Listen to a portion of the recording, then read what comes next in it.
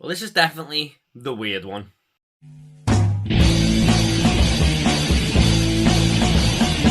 What is up, everyone? Movie Way, I'm back again with another review, and it's going to be for Halloween 6, The Curse of Michael Myers from 1995, and this is directed by Joe Chappelle and stars Marianne Hagan, Donald Pleasence and Paul Rudd.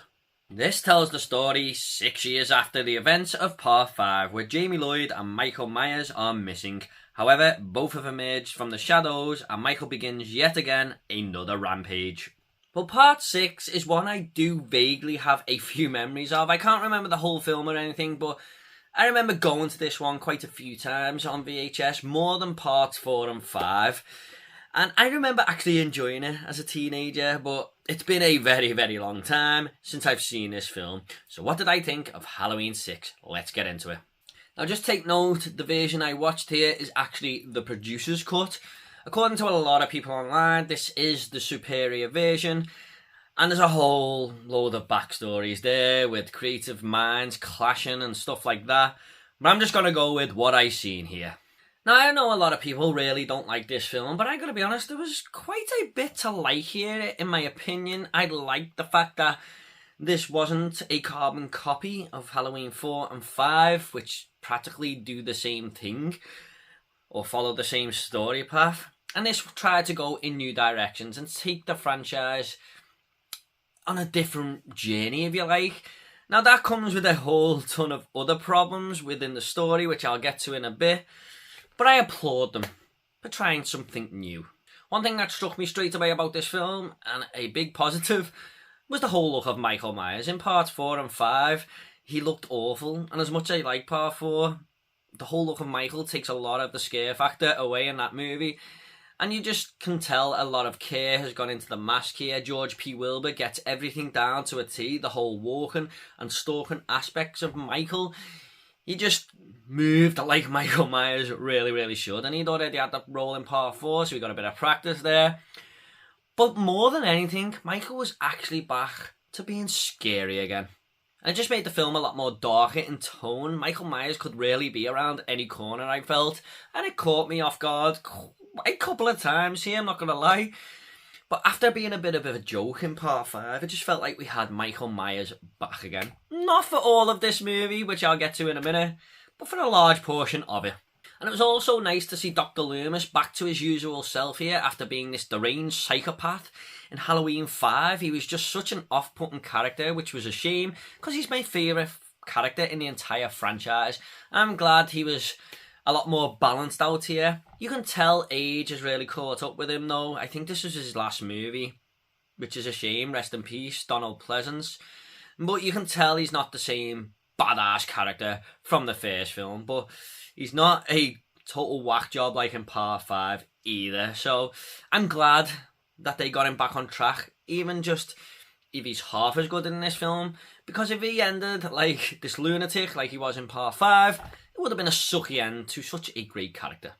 Now, one of the main things people talk about when discussing Halloween 6 is the fact that Paul Rudd is actually one of the stars of this film. This might have been his acting debut, I'm not quite sure, but definitely one of his first films anyway. And I don't think he's absolutely mind-blowing in this film or anything like that. It's a good performance, but I liked the way it was a little throwback to the original film to bring him back as Tommy Doyle, who survived as a young child, and the mental scars are still with him.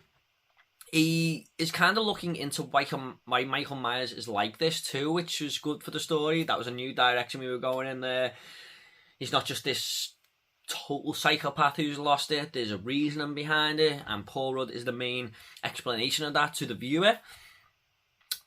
But I just think it's good that, you know, Halloween gave us another big star. Kind of like A Nightmare on Elm Street gave us Johnny Depp there, Friday the 13th gave us Kevin Bacon, and Halloween gave us Paul Rudd, who's one of the biggest stars working today.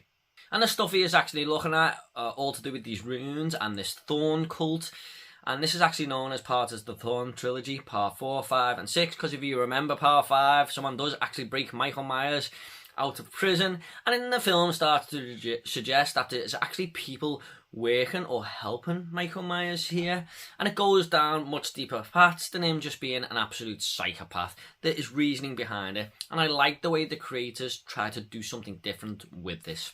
There's also quite a good handful of kills here. One of my favourite parts of this film that I remember as a teenager was the start, where this nurse who's helped Jamie escape from this weird cult warehouse or whatever the hell it is, and Michael just grabs her by the face and shoves her on this spike that's conveniently just sticking out of a wall there.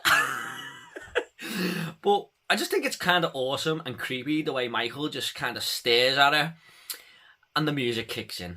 No, I always liked that opening, and here it was still good again.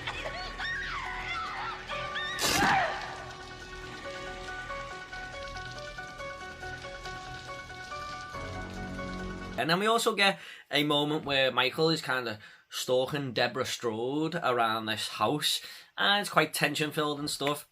And she runs into the garden, and Michael is there with an axe and just takes one swipe at her. And it's off camera, but all this blood just splatters onto a white sheet. And I thought that was a great part of the film as well. I also like how Michael used his favourite creative way, like in Halloween 4, to cut the power once again. Not just by breaking the power cables, but actually throwing someone onto the electricity. It's killing two birds with one stone once again. And the fact that it was John Strode, who's this vile, disgusting human being in this movie, just made it a little bit more satisfying. I wanted him to die after 10 seconds on screen here. He is just so horrible to his daughter. I just couldn't get my head around why he was like that. And yeah, definitely the most unlikable character in the franchise so far, I feel. So I'm glad Michael killed his ass. However, this is far from a perfect film. In fact, it's far from even a good Halloween movie. Mainly to do with the final third of this film. I'm going to talk about that in a minute. But even though I enjoyed two of the third acts here, the first and second act, there was still a lot of problems that irked me along the way. First off, I think the way Michael kills off Jamie is absolute bullshit, to be honest. Now, she is eventually killed by our mystery man who broke Michael out from Halloween 5, but Michael Myers puts her on the brink of death here. And I'm sure in the theatrical version, Michael kills her. This is the producer's cut, remember? I could be wrong there, but I'm sure that's what happened. But Jamie has just escaped from this cult. She's escaping Michael Myers. She's ahead of him all the way. And she hides her baby because Michael is after her newborn baby. And what does she do after hiding the baby? Yeah, she just turns from where she came from and stares at a barrel of hay. Point blank. Now, where do you think Michael Myers is going to come from and kill her? Oh yeah, from behind. It was just a stupid character decision and a stupid way to kill off this character after her surviving 2.5 goddamn films. And there's a lot of characters here too who just aren't the greatest set of characters, especially in the Strode household. There's a conversation at a kitchen table, for example, early on in the movie, and the dialogue just isn't landing at all. It's kind of like a character will say their line and then yeah, the other character will go, oh, have you finished? Here's my line now. Nothing was flowing in the dialogue there at all. But the fact that this Deborah Strode character claims to not know that this was the Myers house just didn't sit right with me at all. I mean, you've got to be a goddamn idiot to live in a Myers house, I believe, because Michael Myers has come back to Haddonfield quite a few times by now. And to go and live in that house is just a stupid decision anyway. But she claims she didn't know, but John knew, her husband. And he's the talk of the town. Michael Myers is the talk of Haddonfield. He's all over the radio shows. People saying he's coming back and stuff. And how can you not know that you used to live in the Myers house? You've been living in this town for a while now. And even if she didn't know, her daughter and her son didn't know either. It just felt very, very off for me that none of them knew they were in a Myers house except the father. I also don't think that the movie knew which way it wanted to go with the characters, because for a large chunk of this producer's cut we're following Jamie, and then we'll move on to Cara Strode, who's got this son, and he keeps getting called by this cult to go and help kill for Michael Myers, and then a large chunk of it follows Paul Rudd's character, Tommy Doyle. And it's just like, Who are we meant to follow here? Who are we meant to get behind? What is the story arc of these characters? Which one should we go with? And it tries to give them all an equal amount of screen time. I wish the movie just would have picked one and went with it and kept the other two as side characters, but unfortunately they share a lot of the amount of screen time together, and there's just too many story paths branching out that it just feels not executed very well at all, to be honest. There's also a kill scene involving this radio presenter, and he goes to get in his news van and it's locked, and he somehow manages to get in another van which has been left open, and Michael Myers is waiting for him in this van. Now, is that a coincidence? Because I kind of thought Michael just killed him randomly, but this radio presenter is actually about to go to the Myers house. So Michael Myers does in fact intend to kill him so he can go and meet the other two characters at the house without the radio presenter getting in the way. It just seemed very, very weird and very coincidental that he picked that van because his van was locked and Michael Myers was lying in wait for him. Why not just keep it, the news van, and have Michael Myers wait in his van? What was the point in locking that van and using a different one?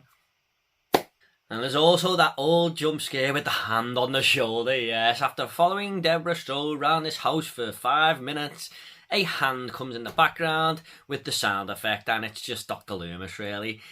So, some of the old cliches are in there that I really do hate in horror movies. It gives the genre a bad name at times, in my opinion. And the fact that Dr. Loomis has just walked in her house without even knocking on the door. I suppose there's a little tiny bit of his psycho-ass self from Halloween 5 left in there, in this scene. I also had this burning question in my head too as to who the father of Jamie Lloyd's baby was. And she was kidnapped with Michael Myers at the end of Halloween 5. So she's been with this cult all this time. And I was just thinking, who is this father? And then there is a flashback insinuating that the cult held her down while Michael Myers raped her. And I was just thinking, no, surely not. Surely this baby is not Michael Myers. And it's not actually confirmed here. It kind of just hinted at it, but I almost burst into a fit of laughter. And this is where my complaint of this film comes into play. The last 15 or 20 minutes of Halloween 6 talk about a film falling and crashing and bursting into a million pieces, because my god, it all gets a little bit hectic and crazy here. Now, I'm going to give my score for this film very shortly towards the end of this video, but it was on course to be much higher, and this brought it down a notch or two.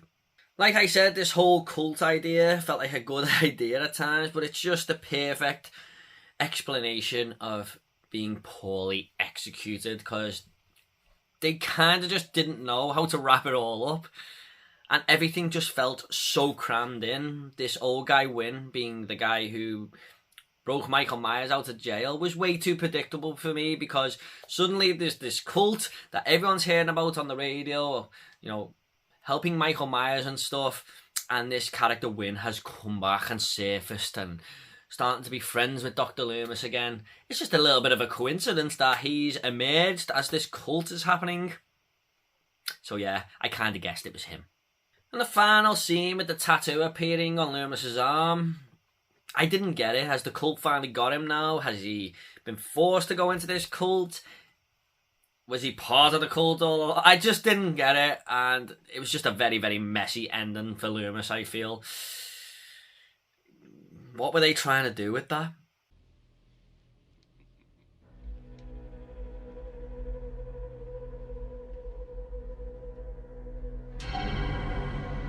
But what really was the most idiotic part of this film was the reveal of Michael Myers actually being the father of this baby. This guy who's been slicing and dicing, carving people up for 5 films, that everyone loves to watch, just kill people, is now a rapist.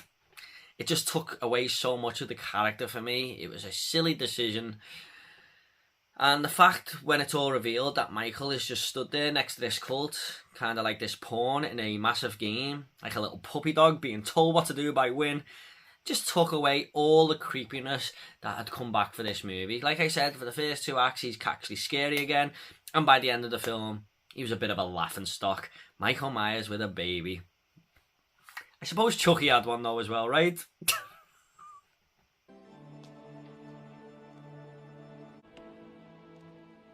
By these runes, transform us. Now this final few scenes just remind me why this movie had a lot of production issues and a lot of backstory to how it was made. It was just all poorly edited, all poorly put together, and just felt like a complete mess. I'm just going to go ahead and rate this movie now. I'm going to give Halloween 6, The Curse of Michael Myers, a 5.5 out of 10. Like I said, it was on course to be a little bit higher till the last 20 minutes. There's quite a bit to like here, and I definitely preferred it over Halloween 5. And Halloween 3 for that matter. Yeah, not the worst, not the best. Okay, at the end of these reviews, I always like to leave a little fun fact. Now, a fun fact for Halloween 6, The Curse of Michael Myers, is that it was actually Daniel Farrens who produced and wrote this movie, I believe, that said that this should be called The Curse of Michael Myers due to its troubled production. Okay guys, hope you all enjoyed this review. If you want more Halloween reviews, they will be down below in the Halloween playlist. I'm trying to review them all before Halloween Ends comes out, which I will be reviewing as well. If you want to comment about Halloween 6, The Curse of Michael Myers, leave it down below and I'll try and get back to every single one of you, I promise. What do you prefer, the producer's cut or the theatrical cut? Let me know. And if you could consider liking and subscribing to this channel, that would be great as well. Take it all easy guys. And I'll see you on the next video. H2O coming next.